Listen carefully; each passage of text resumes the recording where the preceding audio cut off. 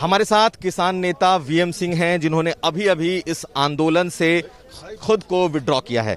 Sir, आज तक में स्वागत है। ये बताइए कि क्या आपने इस किसान आंदोलन से, जो पिछले 2 महीने से चल रहा था, खुद को अलग किया है, और अगर किया है तो क्यों? कल की जो घटनाएं हुई हैं, खास तौर पे गाजीपुर से जो हमें डेजिग्नेटेड रूट मिला था, उससे अलग हट के बैरियर तोड़ के जाने का काम जो किया गया है।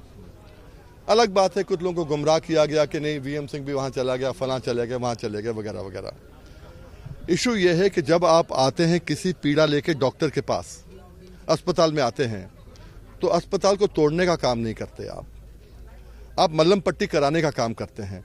हम दिल्ली में मल्लम पट्टी कराने आए थे कि हमें धान का रेट 900 मिल रहा, हमें पूरा रेट मिलना चाहिए। हमें गन्ने का रेट नहीं मिल रहा है, हमें 1.5 गुना लागत का दाम मिलना चाहिए। हमारी गेहूं आ रही है, गेहूं का रेट हमें जो है 1975 मिलना चाहिए, आज मंडियों में 1500 रुपये रेट है। हम इन चीज़ों के लिए आए थे। अगर हम यहाँ पर आकर और बैरियर तोड़ दें, हम बसें तोड़ दें, हम लाल किले में झंडा चढ़ा दें, उससे हमें क्या लाभ हो रहा है? आज ये गरिमा हमारी नहीं है, ये देश की गरिमा है। ये हमारे बाबा, उनके पिता, शायद उनके भी पिता, उनके संघर्ष के कारण तो आज जो है हमें मिला है ना, आज़ादी मिली है। इस संविधान के तहत ही मैं इनके लिए, किसानों के लिए, करोड़ों किसानों के लिए गन्ने का रेट दिलवाता हूं हाईकोर्ट, सुप्रीम कोर्ट से, और वहीं पर मैं संविधान को ठेंगा दिखा दूं? ये नहीं हो सकता। आप इसके लिए किसको जिम्मेदार मानते हैं? क्या राकेश टिकैत या दूसरे और भी जो नेता हैं, उनका अड़ियल रोक, उनकी बयानबाजी, या फिर आपको लगता है कि अब सिर्फ जो कल की घटना हुई है? मेरे हिसाब से जहां जहां कमेटियां बनी हैं, उन कमेटियों को भी पूछा जाए कि तुम कहां थे कल सुबह, जब लोग यहां जा रहे थे, वहां जा रहे थे, वहां जा रहे थे, कहां थे सर? उनसे पूछा जाए ना। ये तफ्तीश का एक मुद्दा बने, जितने कमेटी के लोग हैं, कि तुम कहां थे भाई, तुमने किसको रोका, कितने वॉलंटियर बनाए, रूट गाइड तुमने क्या किया?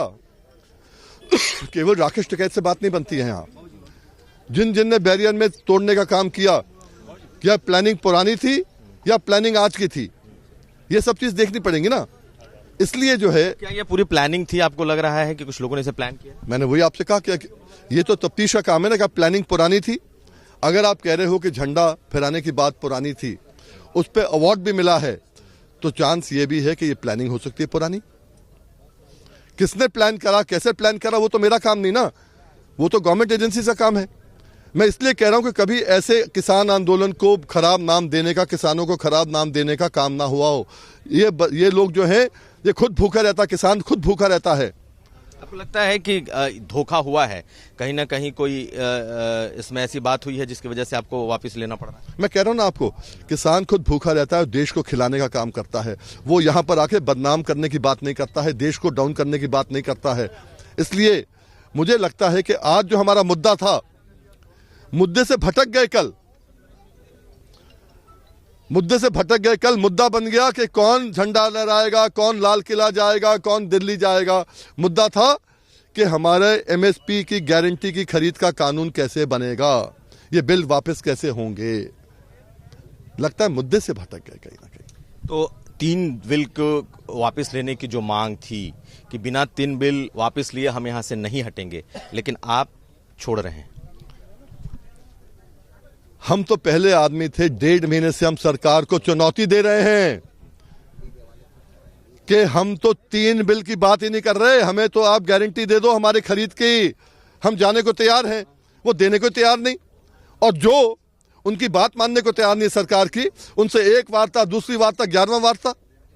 हम तो बार बार कह रहे थे बिल तो इंफ्रास्ट्रक्चर हो जाएंगे, खत्म हो जाएंगे, हमारी खरीद की गारंटी हो जाए। केवल इनके घर में अगर पैसा पहुंच जाएगा, 1868 रुपए इस साल का, अगले साल जो भी रेट होगा, 700-800 रुपए का फर्क पड़ेगा 1 क्विंटल धान के ऊपर, तो 15-16 हजार, 14-15-16 हजार रुपए अगर फायदा होता है एक किसान को 1 एकड़ पे, उसको वो फायदा है या यहां से दिल्ली छू के आने का फायदा है? लेकिन वीएम सिंह जी, आप पर आरोप ये भी लगेगा कि आपने इस आंदोलन के साथ धोखा किया, क्योंकि आप सबसे पहले ये कहने वाले लोग होंगे कि मैं जा रहा हूं, मैं यहाँ, मेरा आंदोलन खत्म होता है, मैं यहां से जा रहा हूं। अगर हम एक वायदा करते हैं, सब मिलकर लिखत में देते हैं कि हम इस रूट पे जाएंगे और बाकी आसपास गड़बड़ नहीं करेंगे, और गड़बड़ हो जाए, तो क्या आप आंदोलन के साथ रहेंगे या कहीं जमीर भी आपकी होगी? जो आदमी संविधान के तहत 1 लाख करोड़ रुपया किसानों को फायदा करा चुका है, उत्तर प्रदेश गन्ना किसानों को 25 साल में जिंदगी के अंदर 1 लाख करोड़ रुपया, छोटी स्टेट्स का तो बजट होता है 1 लाख करोड़ भाई। वो आदमी संविधान के दिन संविधान को ठेंगा दिखाएगा या अपने जमीर से काम लेगा? आखिरी सवाल ये बता दीजिए कि आगे का अगला कदम आपका क्या है? क्या आपके समर्थक, आपके लोग, आपकी टीम के लोग, सब लोग इस जगह को खाली करेंगे, बॉर्डर को खाली करेंगे, क्या होगा? ये मैं अपने साथियों पे छोड़ूंगा, इतना कहते हुए कि अगर तुम्हारा हल इस आंदोलन से होता है तो तुम सोचो। मुझे लगता है कि आंदोलन ने एक किसान के नाम के ऊपर, जो किसान, फिर मैं कह रहा हूं, खुद भूखा रह के देश को खिलाता है, उसके नाम पे ऊपर धब्बा लगा दिया है। उस आंदोलन के साथ चलने का फायदा नहीं। आंदोलन चलेगा, एमएसपी का आंदोलन चलेगा, क्योंकि हमारा 20 साल पुराना आंदोलन था और जब तक नहीं मिलेगा हम करेंगे। हम अपनी एक मीटिंग करेंगे, उस हिसाब से आंदोलन को चलाएंगे। कोर्ट में जाना हो कोर्ट में जाएंगे, हाई कोर्ट, सुप्रीम कोर्ट, जहां जाना जाएंगे। और अगले साल इनको धान का रेट इस साल जो मिला है, जितना उनको मिला है, उससे ज्यादा दिलवा कर। राकेश टिकैत को कितना जिम्मेदार मानते हैं? अब ये तफ्तीश का मामला है। हम मानते हैं कि यहां पर होड़ लग गई है नेतागिरी की, ना के मुद्दे की।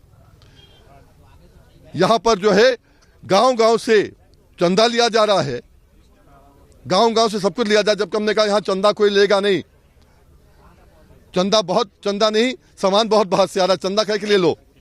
वो उनको देखना है, तफ्तीश मालूम चलेगा क्या क्या हो रहा है, क्या क्या हुआ है, क्या नहीं हुआ। इतना मुझे यह है, जो अपनी जबान पे नहीं रह सकता, उस शख्स, उस संगठन के साथ हम लोग आंदोलन करके आगे नहीं चल सकते। आप पर एफआईआर हुआ, क्या फर्क पड़ रहा है?